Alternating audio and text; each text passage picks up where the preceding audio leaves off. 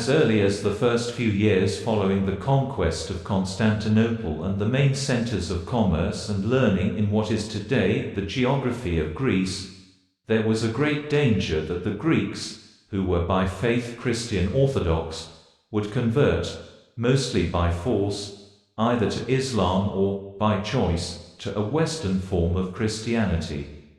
The second was the greater danger due to the West's perceived high level of civilization, making its adoption easier, whereas the feeling of being conquered by Islam raised reservations and barriers.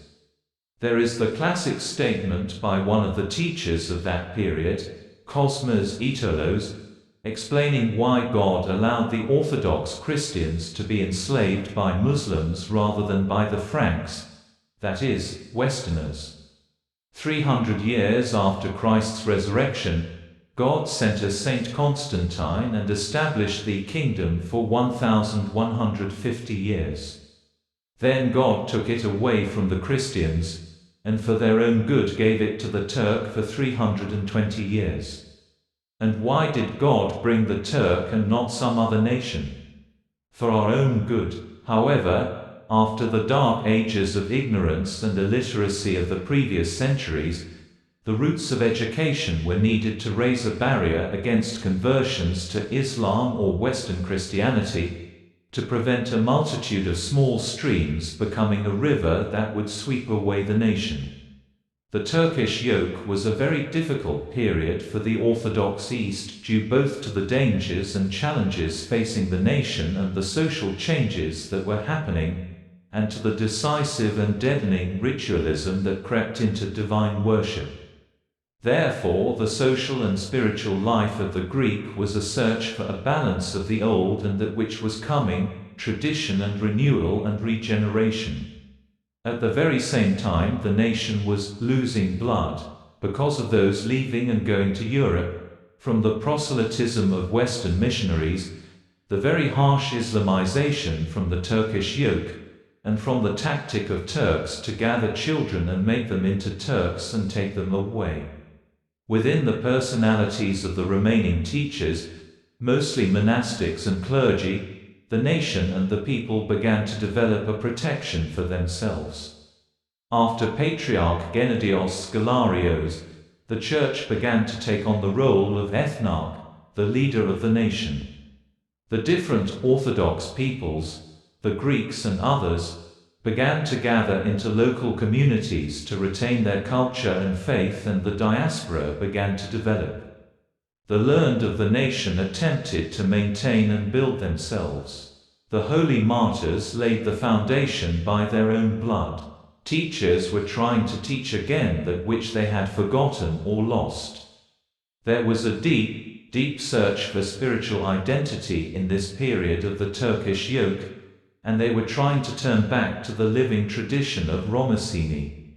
What Cosmas Itolos did by traveling around the country and founding schools for the people, the Kollyvades fathers did at a higher level by publishing and interpreting texts from scripture and the fathers, lives and services of saints, hymns, and even grammar, rhetoric and philosophy textbooks, and also ancient Greek and Western classical writers. Who were the Kollyvades fathers? And why were they so pivotal in kindling and fueling a fire inside the hearts and souls of the enslaved Greeks?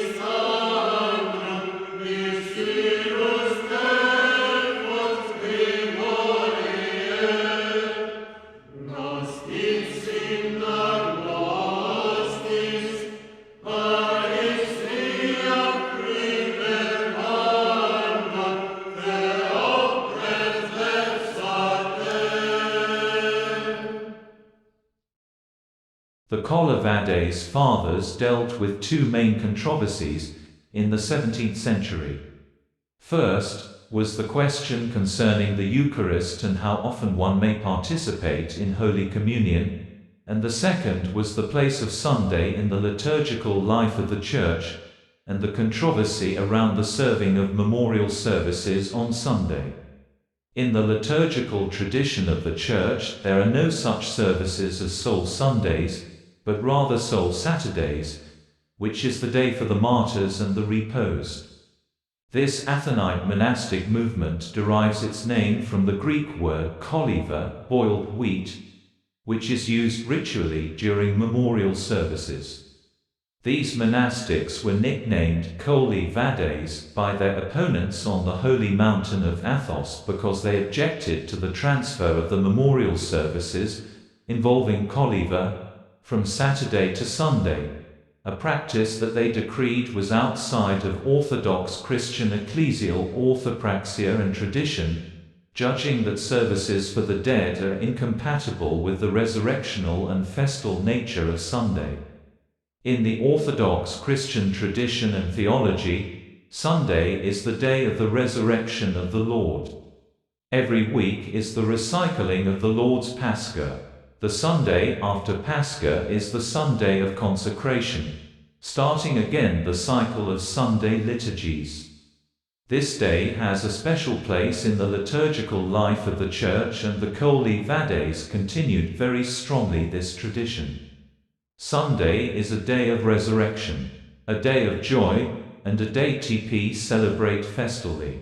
On Sundays, 3 things not allowed: kneeling, fasting, and memorial services, although funerals can be served, as these are all connected with mourning. If the 40th day of someone's repose falls on a Sunday, it should be memorialized on Monday rather than Saturday, and we know this from the fact that from Lazarus Saturday until Thomas Sunday no memorials are celebrated.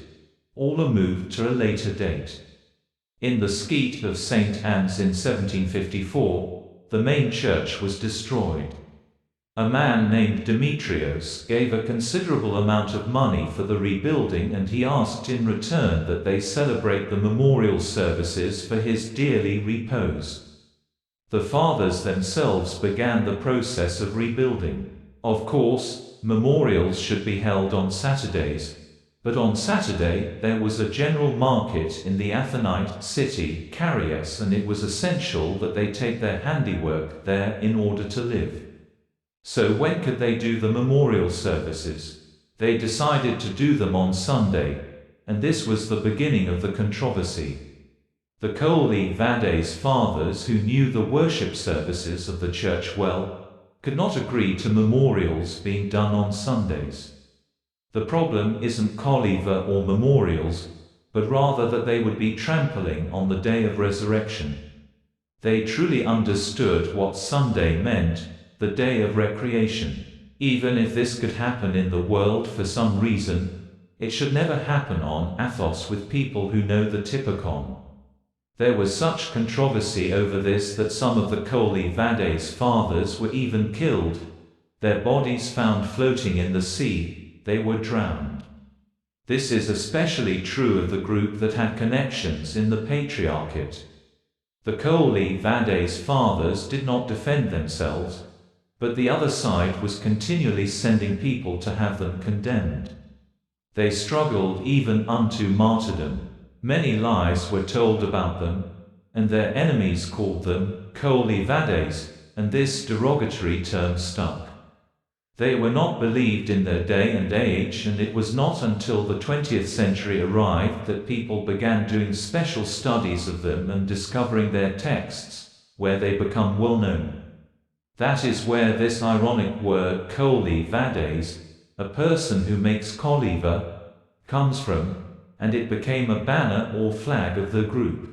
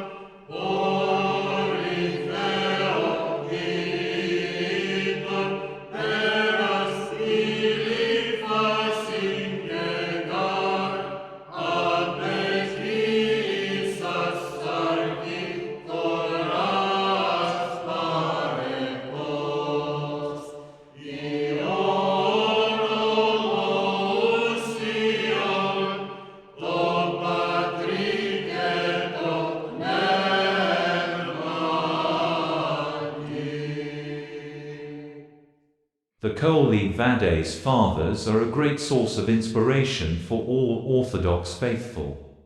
They present to us the sources of the Orthodox faith, and this is precisely why they are a source of inspiration.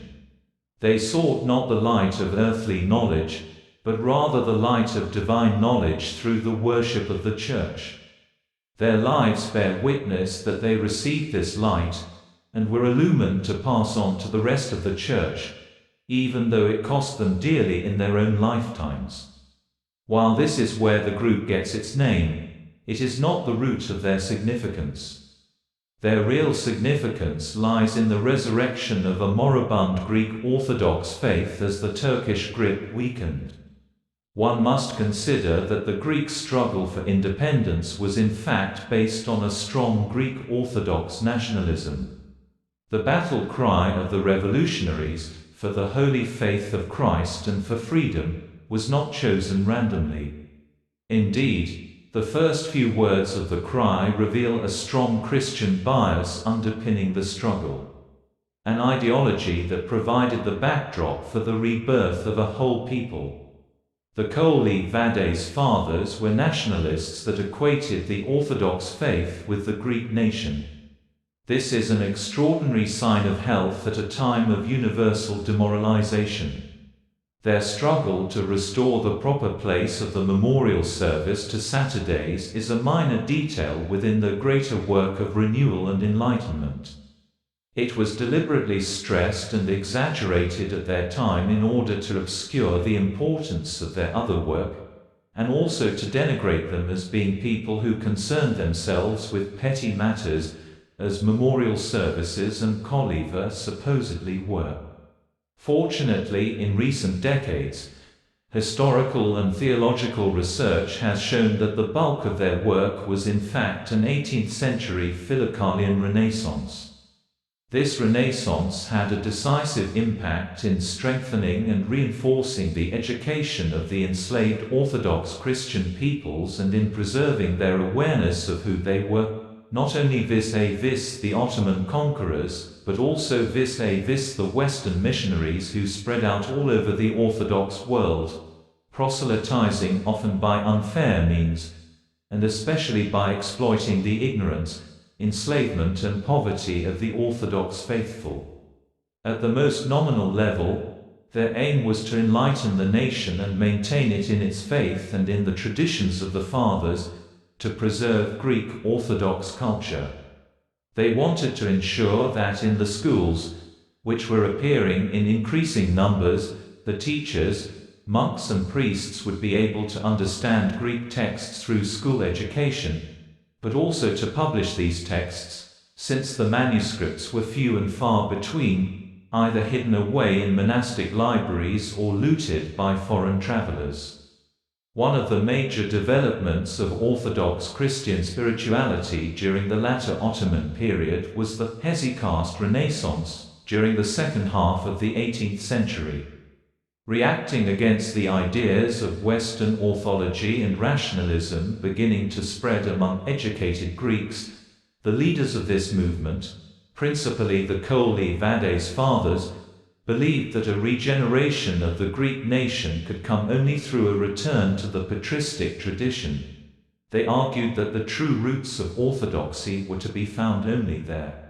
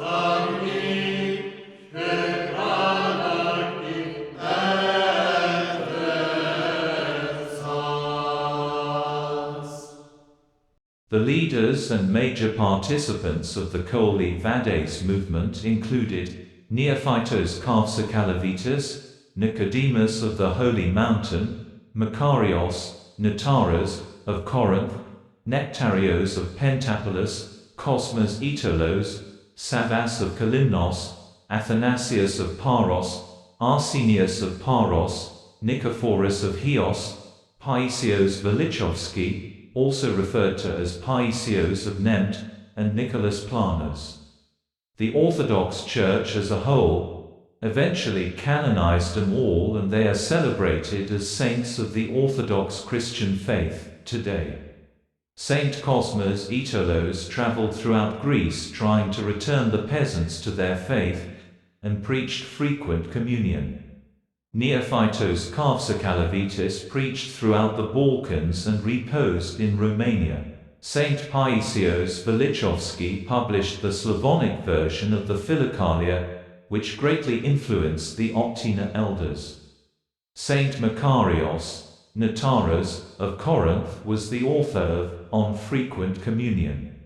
Saint Nicodemus of the Holy Mountain was the author of the Evagetinos, Philokalia, the Rudder, Christothea, the Synaxarion, and On Frequent Communion.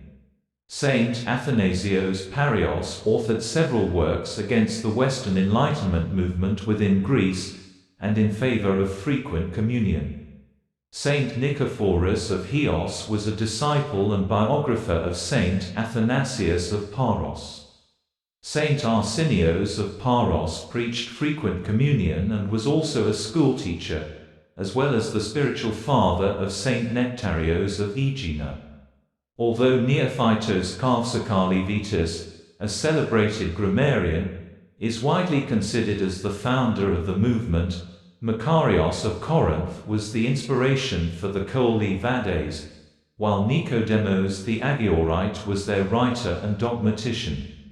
He assumed the responsibility to write about this controversy, to go all over Mount Athos searching libraries for all the material on Sundays and worship he could find. He discovered a patristic basis for renewed worship, and wrote down the teachings of the Holy Fathers in his Confession of Faith. Despite his orthodox traditionalism, Saint Nicodemus of Athos was willing to make use of Roman Catholic works of spirituality, and he produced adaptations in Greek of Lorenzo Scupoli's Spiritual Combat and Ignatius Loyola's Spiritual Exercises. What Saint Nicodemus seems to have found valuable in such volumes was their use of discursive meditation, allowing full scope to the imagination. This, he felt, helpfully supplemented the type of image-free, non-discursive prayer commended by hesychasm. But the main work, edited jointly by Saint Nicodemus and Makarios, the Philokalia, draws exclusively upon Eastern sources. Literally, the title means love of beauty, love, more particularly, of God as the source of all things beautiful. This vast collection of spiritual texts dating from the 4th to the 15th century has proved deeply influential in modern orthodoxy. Through numerous translations into Western languages during the last 30 years, the work's influence has extended widely into the non-orthodox world. The book as a whole, without being systematic, presents a specific and coherent view of the Christian life. The main features of Philocalic spirituality are: 1. Although the texts included are almost entirely by monks, writing for a monastic audience, the editors intended the book for all Christians, monks and laity alike. 2. The need for personal direction by an experienced spiritual father is frequently emphasized. 3. There is throughout the work a close link between spirituality and dogma. The life of prayer is set firmly in the context of Trinitarian theology and Christology. 4. The main center of interest is the inner purpose of the spiritual way, not the outward observance of ascetic rules. Key concepts throughout the work are vigilance or sobriety, nepsis, attentiveness, prosohi, stillness, hesychia, and the continual remembrance of God. The Philokalia draws mainly upon writers in the tradition of Saint Evagrius and Saint Maximus the Confessor, Saint Simeon the New Theologian, Saint Nicephorus the Hesychast, Saint Gregory of Sinai, Saint Gregory Palamas, and Callistos and Ignatios Xanthopoulos, but not Nicholas Cavacillus. Oh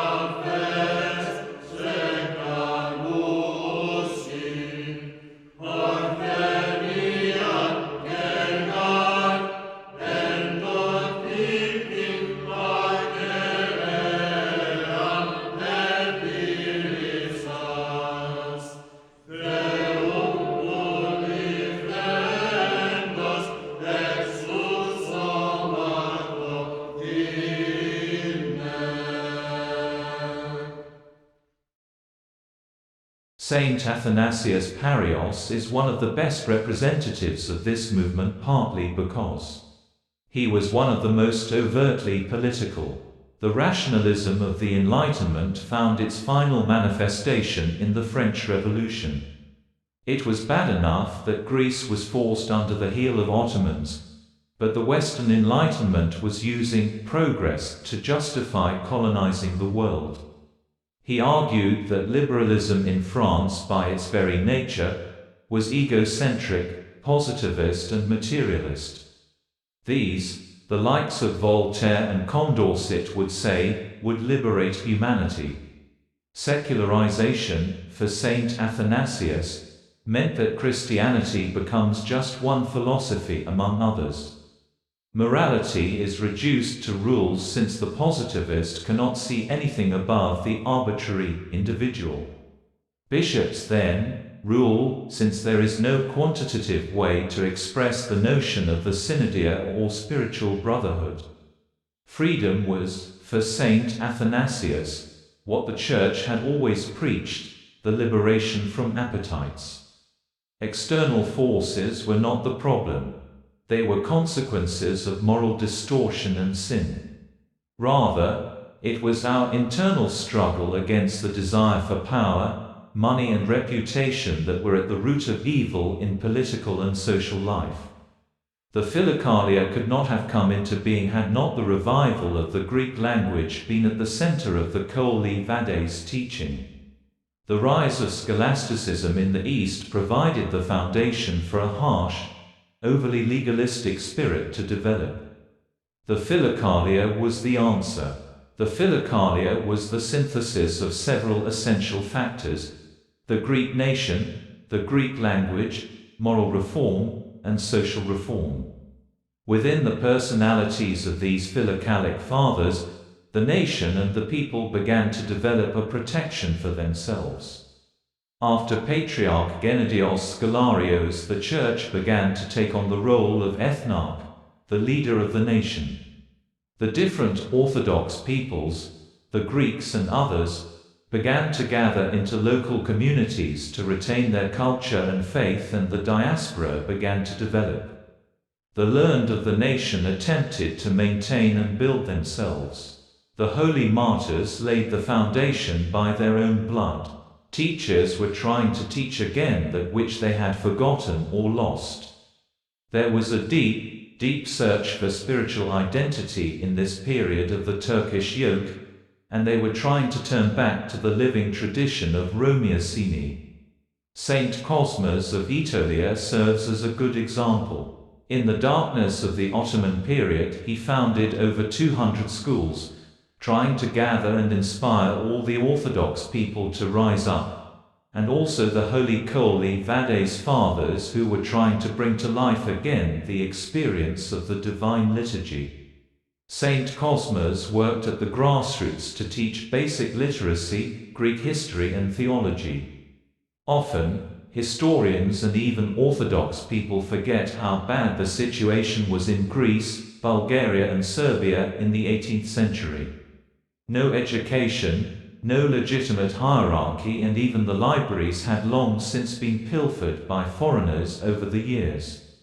In such ignorance, superstitions and all manner of magic herbs, talismans and fortune tellers proliferated.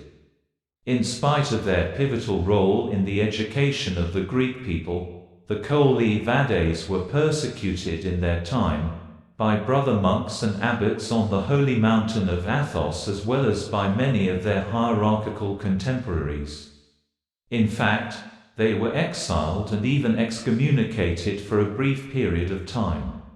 Initially seen as a tragedy, this became a blessing for the Greek people and eventually the Church, upon their restoration.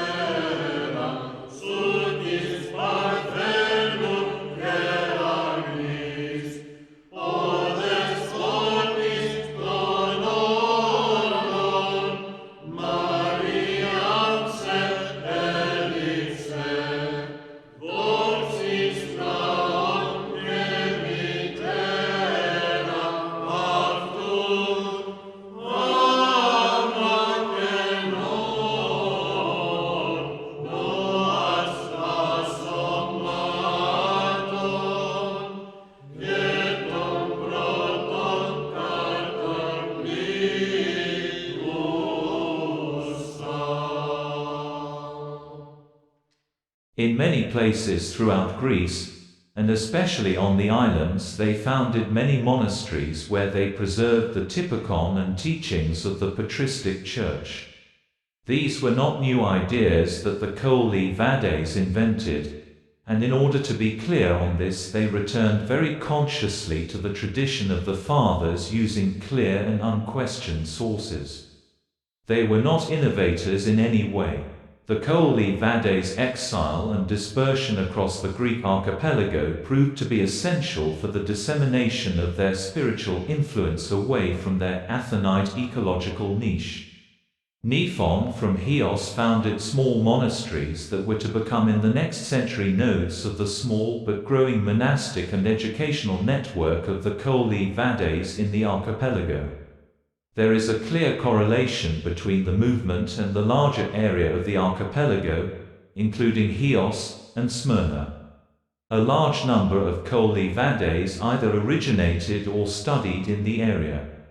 Most of the patriarchs that, in any way, favored or benignly tolerated the Kollyvades, Gabriel IV, Procopius, Neophytos VII and Gregory V, originated from or served as metropolitans of Smyrna. The schools of Smyrna and Chios were frequently directed by Kollyvades, Neophytos Kavsakalivitas and Athanasius from Paros, and served as areas of refuge for many of them. In fact, Chios and the archipelago constituted a space of financial, merchant and maritime growth, an interface for the communication of the two peninsulas, Anatolia and the Balkans, and the larger Eastern Mediterranean world in the second half of the 18th and early 19th century. People, products and capital circulated and interacted either in maritime transit for European destinations or mostly to serve the expanding needs of the Ottoman imperial economy. The Kollyvades controversy and the feuds around the school of Athos were closely related to the social and political clash between the Phanerio aristocracy and the upcoming merchant class in Constantinople, a class which was certainly reinvigorated by this process of economic expansion. A large number of followers or disciples of the Kollyvades fathers were scions of rich Heo families like the Argentus and the Scanavus. This was also an area that constantly faced the immediate effects of active and aggressive papal proselytism. Greek independence, for the Kollyvades fathers, was more than political independence. It was the philocalic liberation of the truth. This is the heart of the nationalism of the Kollyvades. They saw that independence was coming, but it would be useless if it took place absent moral reform, which they argued ought to precede it. The social duties of all Greek Orthodox, according to the Kollyvades, are to, first and foremost, love all Christians and families first. Social unity comes only when men and women, as well as older and younger, exist in mutual love. Education, that is, schoolwork, is essential, but must always remain Greek.